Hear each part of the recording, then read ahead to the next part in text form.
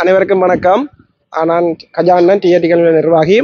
இன்றைக்கு விஞ்ஞான செயல்முறை இங்கே விளங்கப்படுத்தியிருந்தவ பகலவன் சேர் என்ற உதவியுடன் மற்றும் சிறிகணன் சேரும் இணைஞ்சு எங்களுடைய மாணவர்களுக்கு இந்த பயிற்சியை வழங்கியிருந்தவை. கிட்டத்தட்ட மாணவருக்காக இந்த சேவையை வழங்கிய ஆசிரியர்களுக்கு எனது மனமார்ந்த நன்றிகளை தெரிவித்துக் கொள்கின்றேன்.